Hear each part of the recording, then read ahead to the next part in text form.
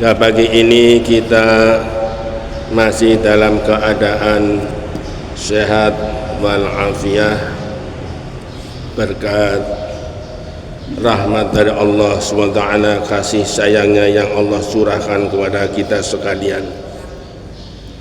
Juga karena taufiknya lah kita masih diberi keringanan langkah kita menuju sholat jamaah subuh di Masjid Agung Baitur Rahim ini. Salawat serta salam mari senantiasa kita sanjungkan kepada baginda alam Nabi besar Muhammad sallallahu alaihi wasallam. Biqauli Allahumma sholli ala sayyidina Muhammad wa ala ali sayyidina Muhammad. Ma'asyiral muslimin rahimakumullah. Pada pertemuan sepekan yang lalu kita sampai pada ayat yang ke-52. Di dalam ayat 52 ini ada satu kata atau satu kalimat yang dijadikan dalih oleh sementara orang bahwa tidaklah ada yang namanya siksa kubur, nikmat kubur, azab kubur. Hanya mengambil pada kalimat marqadina. Ayat 52 berbunyi, qalu ya wailana man ba'atsana min marqadina. Qalu, mereka orang-orang kafir di antara manusia,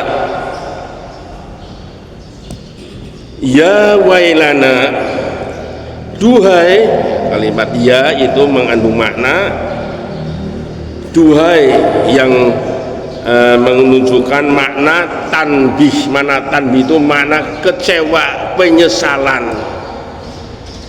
Ya wailana, celakalah kami, binasalah kami, memba'atsana mim marqadina. Itu ucapannya.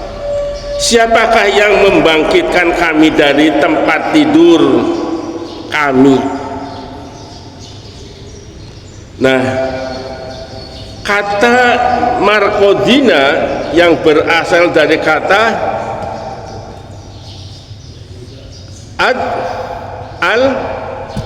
kepada apa? Ar-ruqad, ya, ar-ruqad.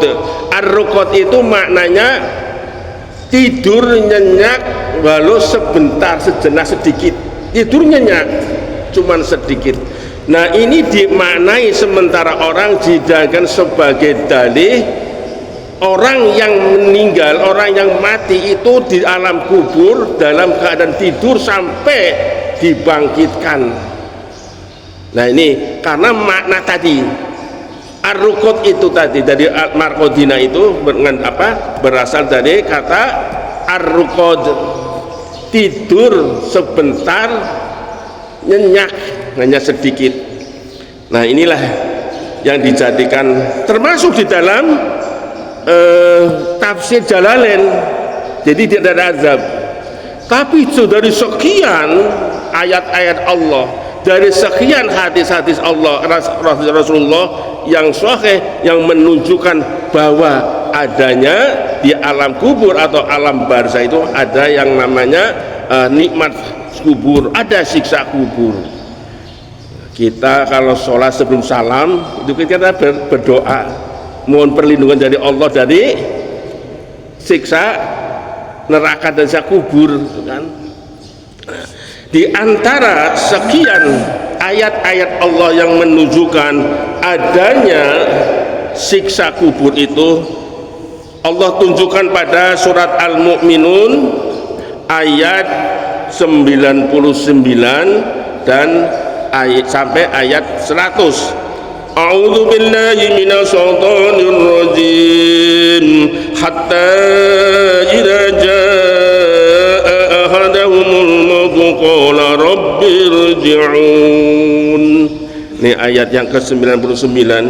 Demikianlah keadaan orang-orang kafir itu hingga apabila datang kematian kepada seseorang dari mereka, qala, dia berkata, Rabbi irji'un, ya Tuhanku, kembalikanlah aku ke dunia. Nyalu balik maning mari bumi ayu wis mati, minta dikembalikan ke dunia. La'alli a'malu salihan fima taraktu kalla innaha kalimatun wa qailuha wa min waraihim barzakhun ila yaumi yub'atsun. Nah, ini janjinya, janji orang-orang kafir yang minta dikembalikan hidup di dunia. Janjinya la'anni a'malu sholihan fima taraktu, agar aku dapat berbuat kebajikan yang telah aku tinggalkan. Allah katakan kalla, sekali-kali tidak. Innaha kalimatun huwa qailuha, sungguh itu adalah dalih yang diucapkannya saja. Wa min waraihim barzakhun ila yaumi yub'atsun, dan di hadapan mereka ada barzah-barzah sampai pada hari mereka dibangkitkan. Nah, ayat ini menunjukkan bahwa ada di sana, di alam barzah, adanya siksa bagi orang-orang kafir. Sebaliknya, untuk orang-orang beriman, amal-amal kitalah yang nanti akan menemani. Ya, kita bisa baca berbagai macam keterangan Rasulullah tentang bagaimana amal-amal kita kelak dijadikan teman. Orang-orang yang senantiasa membaca surat, salah satunya membaca surat Al-Mulk, itu akan membebaskan kita dari siksa kubur. Juga Allah gambarkan pada surat Al-Ghafir pada ayat 46, ya, Allah berfirman, An-naru yu'raduna 'alaiha ghuduwan wa 'ashiyya wa yawma taqumu as-sa'atu adkhilu ala fir'aun adkhilu ala fir'auna asaddul 'adzab. Kepada mereka dinampakkan neraka, kepada mereka dinampakkan neraka pagi dan petang, dan pada hari terjadinya kiamat dikatakan kepada para malaikat, masukkanlah pengikut-pengikut Fir'aun bersama Fir'aun ke siksa yang paling keras. Nah, ini dari ayat ini, orang-orang kafir di alam barzah tiap pagi dan petang dinampakkan neraka yang bakal ditempati mereka. Itu merupakan suatu siksa yang luar biasa. Esok-esok di dirokai tempatnya kawan kayak gimana sore begitu, itu juga menjadikan siksa yang sangat luar biasa. Nah, jadi kita percaya bahwa di alam kubur, di alam barzah ada siksa, ada nikmat kubur. Masyaallah muslimin rahimakumullah. Nah, salah satu dari sekian banyak hadis yang dapat menguatkan adanya apa yang dinamai siksa kubur, ini salah satunya, yakni siksa di alam barzah adalah hadis yang menyatakan bahwa suatu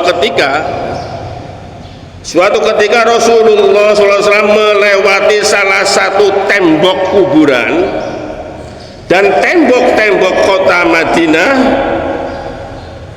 dan beliau mendengar suara rintihan. Rasulullah mendengar suara rintihan.